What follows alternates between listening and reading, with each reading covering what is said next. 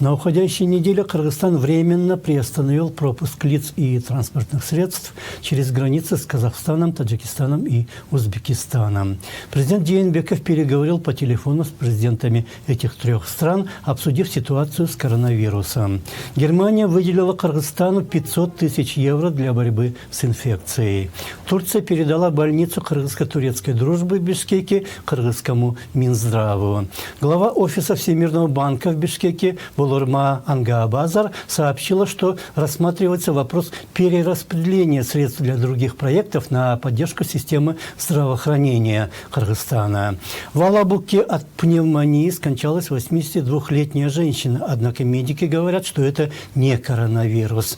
Первый вице-премьер Боронов объявил, что все сотрудники госорганов и бюджетных организаций, несмотря на вынужденные отгулы, будут получать заработную плату в полной мере. Китай предоставил Кыргызстану 35 тысяч, а Россия – 10 тысяч тест-систем для диагностирования коронавируса. Мэрия Бишкека прекратила работу общественного транспорта. Фондовая биржа заявила, что из-за задержек по кредиторским задолженностям банки должны будут удваивать свои резервы, чтобы не обанкротиться.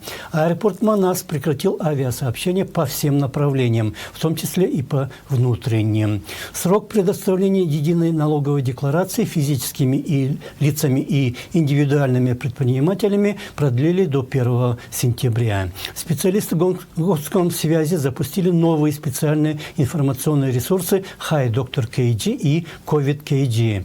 Минздрав сообщил, что возникают проблемы с обеспечением блокпостов медработниками, а врачей Республиканского диагностического центра отправили в отпуска без содержания. Несмотря на дефицит санитарных масок, Минздрав рекомендовал не пользоваться самодельными, а правительство своим постановлением разрешило производство и реализацию масок без лицензии и госрегистрации. Закрылись православные храмы в регионах, где ввели чрезвычайное положение. Президент Жээнбеков, многие депутаты и другие политики перечислили свои зарплаты за март на счет для борьбы с коронавирусом. На этом счету собрано около 50 миллионов сомов. Послы США и Великобритании в Кыргызстане приняли участие в видеоэстафете «Мой руки 20 секунд». В мессенджере Telegram создали бот «Мой руки», который отправляет сообщения на кыргызском, русском и английском языках с памяткой «помыть руки» или очистить поверхности устройств, к которым хозяин смартфона прикасается.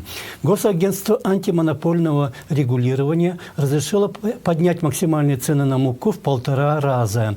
Вузы и колледжи стали переходить на дистанционное обучение. Актеры, певцы, блогеры записали видеоролик с хэштегом «Будь дома». Появились люди, которые распространяют фейковые новости про эпидемию, а также те, кто собирает и продает использованные санитарные маски.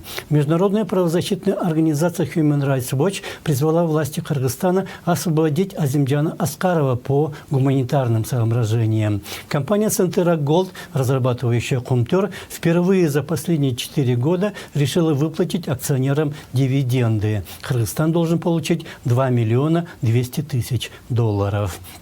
Бишкекский городской суд утвердил приговоры по делу о модернизации ТЭЦ, вынесенные Свердловским районным судом в отношении Сапара Исакова и других фигурантов, кроме Айбека Калиева, срок которого с 15 лет сократили до 14.